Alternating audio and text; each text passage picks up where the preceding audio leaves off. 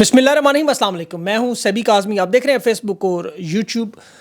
27 जून का ये दूसरा वीलॉग आपके सामने। अहम खबरें पहले जुमे के दिन की, जो बड़ी डेवलपमेंट मखसूस नशिस्तों में तहरीक इंसाफ से छीनी गई।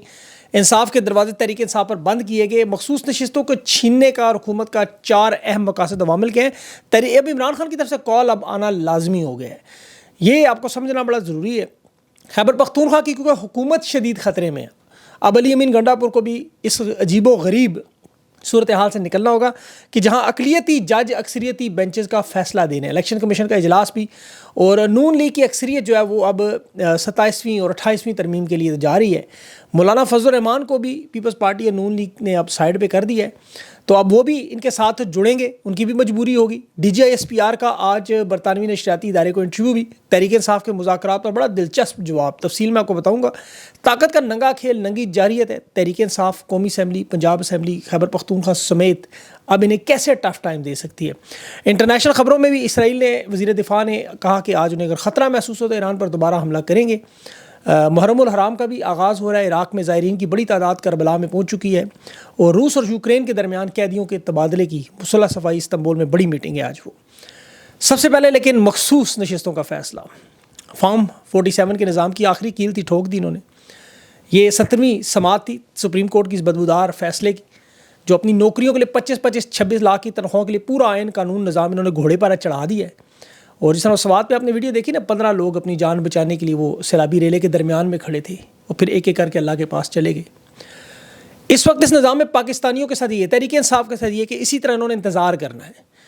मकरू काजी की आज रूह सुप्रीम कोर्ट में घूम रही थी। वनवर मकसूद साहब ने सही कहा था, दुनिया में नाजायज़ औलाद हर मुल्क में होगी, लेकिन नाजायज़ हुकूमत और नाजायज़ अदलिया आपको कहीं नहीं मिलेगी। वो यहाँ मिल रही है। 7 जजेस फैसला सुनाने वाले, जस्टिस अमीनुद्दीन मुसरत हलाली, नईम अख्तर अफ़गान, बिलाल हाशिम काकड़ और अली बाकर नजफ़ी, और एक उनके साथ और। अब अली बाकर नजफ़ी साहब याद रखें, वो हैं जो 50 रुपये के स्टाम्प पर शरीफ ख़ानदान को रिलीफ दे चुके हैं। ये वो शख्स है। अब इन तमाम जजेस में से 3 बाकरदार लोग, जस्टिस सलाउद्दीन पनूर, जस्टिस आयशा मलिक और जस्टिस अकील अब्बासी, इस गलीज़ फैसले से उन्होंने अपने आप को दूर रखा। बुनियादी वजह इन्होंने क्या कहा कि तहरीक इंसाफ ने कभी मखसूस नशिस्तों का दावा नहीं किया, और तहरीक इंसाफ जो सुन्नी इत्तेहाद में क्यों गई, और फिर तहरीक इंसाफ इलेक्शन कमीशन और हाई कोर्ट में दरख्वास्त क्यों नहीं लेके गई, और फिर चौथा, पाँचवां, सातवां, बहुत सारे इन्होंने अपनी तरफ से एतराज़ात लगाए, लेकिन सारे तहरीक इंसाफ पे लगा दिए। गलीज़ फैसला ऐसा करना था। देखें, जिस जमात के पास सिर्फ 3 नशिस्तें, जनरल नशिस्तें, उसे 11 मखसूस नशिस्तें दे रही हैं, और इलेक्शन कमीशन भी इतना तेज़ के फैसले की कॉपी लेके समार को अलॉट भी कर देंगे। ये पाकिस्तान की अदलिया की तारीख का स्याह तरीन दिन, जिसकी मैं आगे चल के बताता हूँ ये क्यों कानून साजी के लिए ज़रूरी, वो ज़रा आपने समझना होगा। लेकिन इस वक्त पाकिस्तानी जो मायूस है वो ज़रा गौर से सुने। ये मखसूस नशिस्तों के फैसले से नाउमीद ना हो। ये फॉर्म 47 का निज़ाम महफूज बनाने के लिए करना था। माजी में नवाज शरीफ 2/3 अक्सरियत लेकर हुकूमत में आया था, आपको याद है, 3 साल निकाल नहीं सका। परवेज़ मुशर्रफ ने चारों हुकूमतों की असम्बलियाँ, PCO के जजेस, सब कुछ काबू में, और जाओ लग तो सब कुछ काबू करके आपको पता है अगले 10 साल के लिए बैठा हुआ था। अयूब खान भी फातिमा जिन्ना से इलेक्शन, लेकिन इंजाम क्या हुआ? तो इंजाम तो इनका यही होना। अब 24 करोड़ लोगों में वाहिद एक शख्स इमरान खान, जो इस गलीज़ घटिया निज़ाम और इन ताकतवरों के सामने हार नहीं मान रहा, और उसको देख के लोगों की हिम्मत नहीं ख़त्म, लोग मायूस नहीं हो रहे। आप यकीन करें, जनूबी अफ्रीका, सर्बिया, मिस्र, सोवियत यूनियन, जर्मनी, मैं सबकी मिसाल दे सकता हूँ। हर निज़ाम में ताकतवर यही सोच के आता है कि मैं हमेशा रहूँगा। अभी कल मुहर्रम शुरू हुआ, कल से यजीद का जिक्र भी होगा, लेकिन अभी अवाम मायूस ना हो, अपनी मुज़ाहमत जारी रखें, कोई निज़ाम टूटना है, ये याद रखें। मैं आपको उस वक्त तक उम्मीद दिलाता रहूँगा जब तक इमरान खान अल्लाह के फजलो करम से मौजूद है। उस वक्त तक उम्मीद की बातें होंगी, उस वक्त तक हथियार नहीं डाले जाएंगे। जिस दिन खान ने भी हथियार डाल दिए, मुज़ाहमत छोड़ दी, आप भी छोड़ दें। ये मैं पहले भी कह चुका हूँ, और ये फैक्ट है, ये हकीकत है। मेरे ख्याल में तहरीक इंसाफ को कोई नुकसान नहीं हो। ये 75 नशिस्तें तहरीक इंसाफ को कोई फ़र्क नहीं पड़ता। जिन्हें नहीं मिली अलबत्ता उनका नुकसान ज़रूर है, तनख्वाहें वगैरह मराहत उनकी आपको पता शुरू हो जाती, कोई वज़ीर भी शायद बन जाते। हालात तो इस वक्त दिए हैं कि तहरीक इंसाफ को अगर पूरी की पूरी हुकूमत दे दी जाए और वज़ीर आज़म भी लगा दिया जाए, तो इस निज़ाम में वो कोई तब्दीली नहीं ला सकते। ये बात याद रखें। इमरान खान को अच्छी तरह पता है, वरना पीपल्स पार्टी से हाथ मिला के इत्तेहाद करके खान हुकूमत बना लेता। लेकिन क्या उसका मकसद इक़्तिदार है? इन लोगों का तो ज़रूर हो सकता है, कुछ रहनुमाओं का भी होगा। ये जो बदबूदार, गंदा, नंगा नाच, आइन शिकनी, लाकानूनियत, नाइंसाफ़ी जिसे आप देख रहे हैं, इसीलिए खान के नज़रिए को समझने की कोशिश करें। देखें तो 2.5 साल हो गए हैं, तहरीक इंसाफ के 90 के करीब पार्लियामेंटेरियन मौजूद हैं।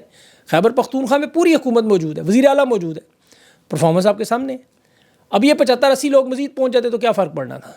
इस फैसले को समझें, इसके नताइज तरीक़ाकार देखें और अब करना क्या है, शेवर मुर्गी बनना है या आगे खड़ा होना है। 7-8 का मुकाबला आप कह लें जजेस का मखसूस नशिस्तों में नून लीग पीपल्स पार्टी JUF को दी है।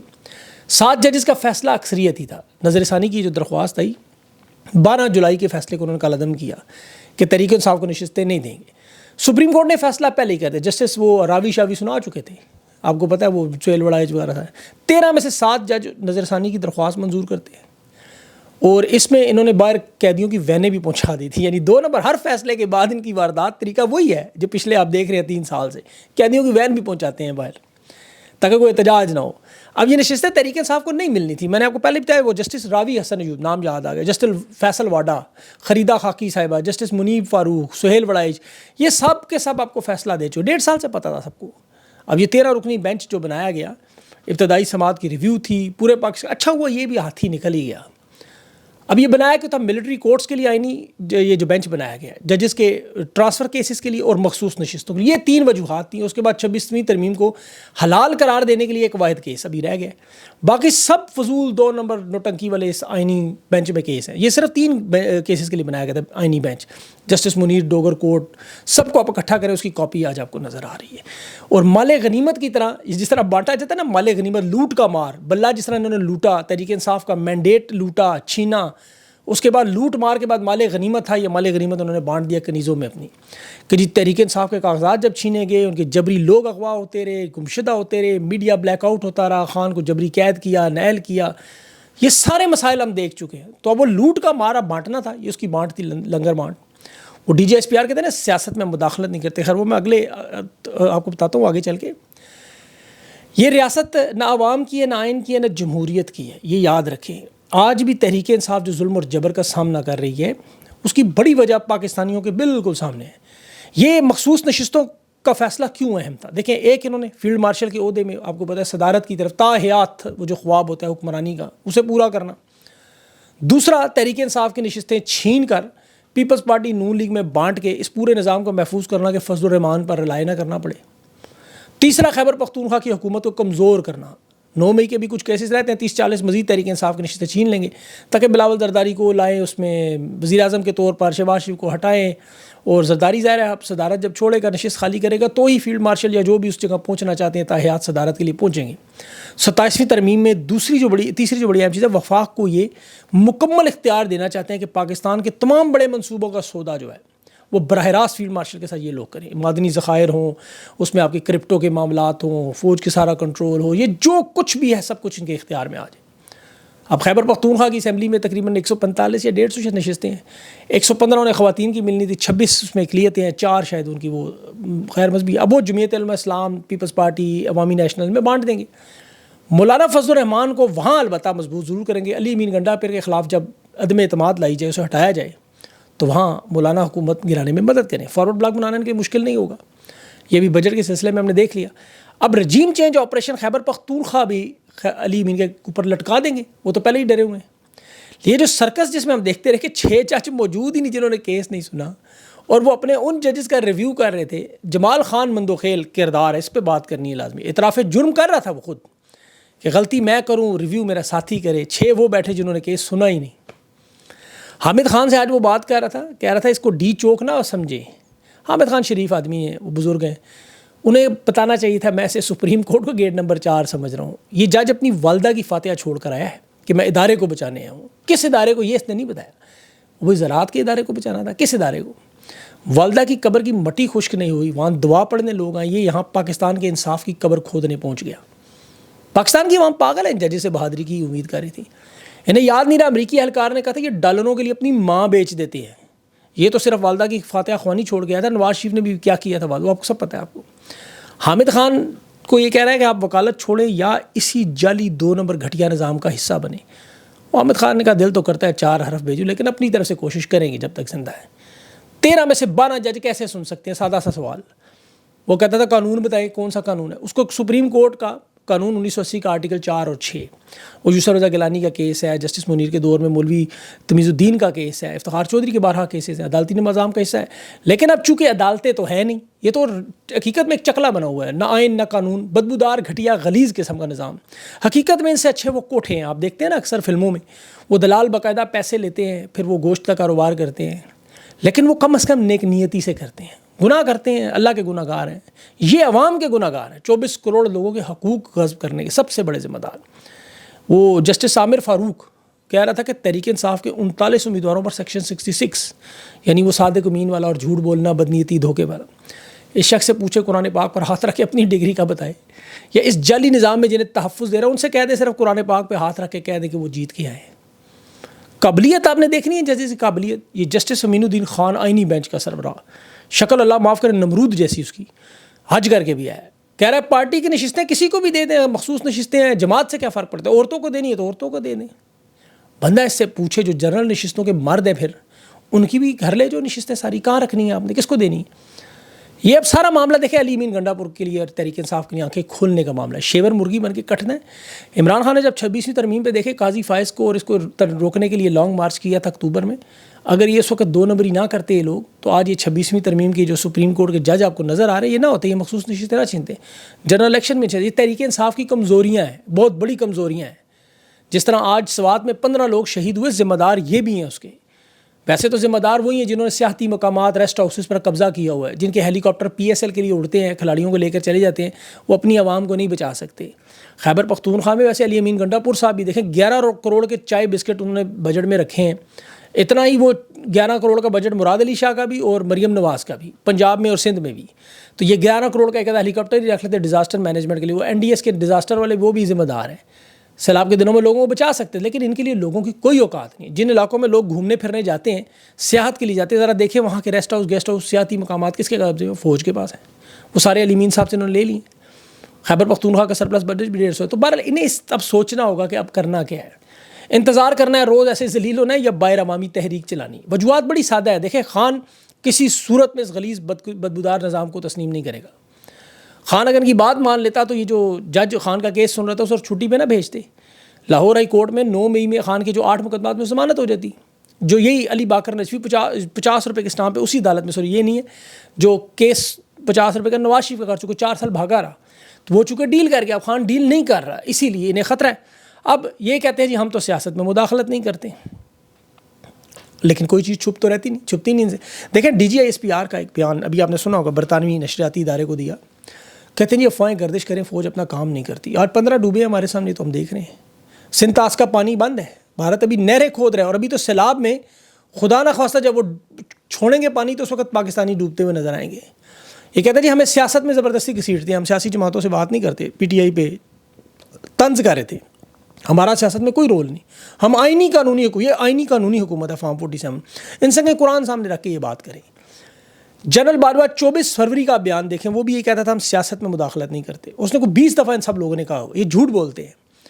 ये उस वक्त भी झूठ बोले जब कहते हैं साइफर हमारे पास आया ही नहीं, वरना आता तो मुदाखलत करते। कौमी सलामती की मीटिंग में तस्लीम भी किया। फिर जनरल बाजवा ने तकरीर करते 24 फरवरी को कहा कि 70 साल से पाक फ़ौज सियासत में मुलविस है, और ये बयान आर्मी चीफ का था, किसी आम जर्नल का नहीं था। यानी हलफ तोड़ने पर, आइन की गद्दारी करने पर, आर्टिकल 6 पर ये एक बयान ही काफ़ी है, जिसकी बुनियाद पर परवेज़ मुशर्रफ को फांसी की सज़ा भी हुई, लेकिन उन्होंने नहीं होने दी। अभी जनरल फैज़ पर हलफ तोड़ने और आइन की गद्दारी के मुकदमात हैं, लेकिन जनरल असलम बेग हो, हमीद गुल हो, आज तक नदीम अंजुम, ये सब लोग देखें, ये फ़ौज डायरेक्ट सियासतदानों से पैसे बांटती रही। असगर खान केस में परवेज़ मुशर्रफ, ज़ियाउल हक, ये जो यहया खान, अयूब खान, ये तमाम जर्नल ये वाज़े तौर पर मुलविस थे। वरना इन्होंने किस तरह तहरीक अदम एतमाद लाई, 2024 के इलेक्शन में मैंडेट चोरी किया, 26वीं तरमीम करवाई। ये तमाम रिकॉर्ड पर मौलाना फजलुर रहमान, अख्तर मैंगल, इरफान सदीकी, राना सनाउल्लाह, ज़ुबैर उमर, परवेज़ खटक, तमाम बड़े सहाफ़ी, नजम सेठी, हामिद मीर, इमरान रियाज, साबिर शाकिर के रिकॉर्ड पर बयान मौजूद है कि जनरल बाजवा मुदाखलत करता था। इमरान रियाज ने तो यहाँ तक अभी कहा है कि मुझे कहते थे तुम्हें हम रिहा करते हैं, नवाज शरीफ की हमायत करो। हुसैन हकानी का बयान मौजूद है, जनरल बाजवा मुझे मिलने क्यों आता था। असद उमर ने कहा हमारे पास ऑडियो मौजूद है, वीडियोज़ मौजूद हैं, जनरल बाजवा मीटिंग में क्या कहता था। ख्वाजा आसिफ ने कहा मुझे कहते थे एक्सटेंशन के बदले पंजाब और वफाक की हुकूमत लो। ज़ुबैर उमर ने कहा खुफिया मुलाकातों के लिए मुझे नवाज शरीफ और मरियम नवाज़ जनरल बाजवा के पास भेजते थे। और सबसे बढ़कर इमरान खान ने जो कहा, मुझे कहते थे चुप करके बैठो, केसेस नहीं बनाएंगे, बाहर निकलोगे तो केसेस बनाएंगे, सजाएं भी देंगे, और आपके सामने नज़र आ रहा है। NRO 2 ये शहबाज शरीफ ज़ादारी को इसी ने दिया। ये मामला फ़र्द वाहिद का नहीं है, ये जनरल बाजवा का नहीं, बाकायदा इनके पूरे इदारे का एक मंसूबा था। ये जिस स्पीड से प्लान आपको चलता हुआ नज़र आ रहा है, ये फ़र्द वाहिद नहीं कर सकते। जनरल बाजवा तो जा चुका है, वो तो जहन्नुम की गुमराहियों में है। लेकिन ये जो 100% मामला उसके जाने के बाद ख़राब हुआ, अदारे की पॉलिसी है। जो इंजीनियर अली मिर्ज़ा ने कहा ना, उसे आप मुनाफिक कहें, फासिक कहें, जो मर्जी कहें, लेकिन उसकी ये बात सोने के हरूफ के साथ लिखने वाली कि ये तमाम काबे की छत पर चढ़कर भी लोगों को यकीन देना, लोग नहीं मानेंगे। ये बयान पाकिस्तान की तारीख में हमेशा कायम रहेगा। तो अब तहरीक इंसाफ को देखे करना क्या है, या तो रोज़ाना की ये ज़िल्लत का सामना करें, रोज़ाना ऐसे ही अदालतों से आपको इंसाफ नहीं मिलेगा। अब अवामी तहरीक की तरफ जाना है, वरना ये अली अमीन साहब जो हुकूमत बचाने की कोशिश करें, ये भी नहीं बचनी। याद रखिएगा ये बात, ये कभी भी हुकूमत नहीं बचाएंगे इसकी। अब जितने लोग अपनी पार्लियामेंट में नशिस्तें बचाना चाहते हैं, ये भी नहीं बचेंगी। इसीलिए मैंने उस दिन कहा, किसी ने मुझे कहा जी आप तो दुआ कर रहे थे कि इनकी नशिस्तें जाएँ। मैंने दुआ इस लिहाज से की थी कि 9 मई में इन लोगों की नशिस्तें चली जाएंगी। फिर ये भी अभी मखसूस नशिस्तों की तरह जो अभी नहीं जिन्हें मिली, वो उस तरह या तो साइड पर हो जाएंगे, बैठ जाएंगे निज़ाम में, तो या फिर ये बाकायदा इस तहरीक का हिस्सा बनेंगे। तो अब खान को लोग ही वही चाहिए जो बाकायदा सामने है, अवाम की तरह। तो अवाम को अपने मसाइल भी हैं। देखिए बजट अभी के जब पास होना है, वफाक उसके आपकी चीखें नज़र आएंगी। और उसके अलावा जो महंगाई और बाकी बेरोज़गारी वाले मसाइल हैं, वो कहाँ से कहाँ पहुँच चुके हैं, गुरबत कहाँ पहुँच चुकी है। इसमें तहरीक इंसाफ के लोगों को अब अवाम को मोबिलाइज़ करना है, अवाम के पास जाना है और अवाम को खड़ा करना है, बार बार उनके साथ मिलना है, और उसमें से अपनी सफ़ों में से भी काली भेड़ें साफ़ करनी है। उस पर मैंने कहा था तफसील से बात करूंगा, लेकिन वो वक्त नहीं मिल रहा। इंशाल्लाह वो या तो किसी इंटरव्यू में ही तफसील से, हो सकता है वकार मलिक को आज लेके तफसील से बात करें इस पर कि तहरीक इंसाफ को क्या करना चाहिए, स्ट्रैटेजी इनकी क्या होनी चाहिए। होगी तो वही जो भी उनकी मर्ज़ी है, लेकिन हम एक देखने के तौर पर, तज्ज़िये के तौर पर ज़रूर पेश करेंगे पाकिस्तान की आवाम को क्या करना चाहिए। मसला पाकिस्तान की जमहूरियत, आइन, नाइंसाफ़ी का है, जिस पर हम सब लोग खड़े हैं।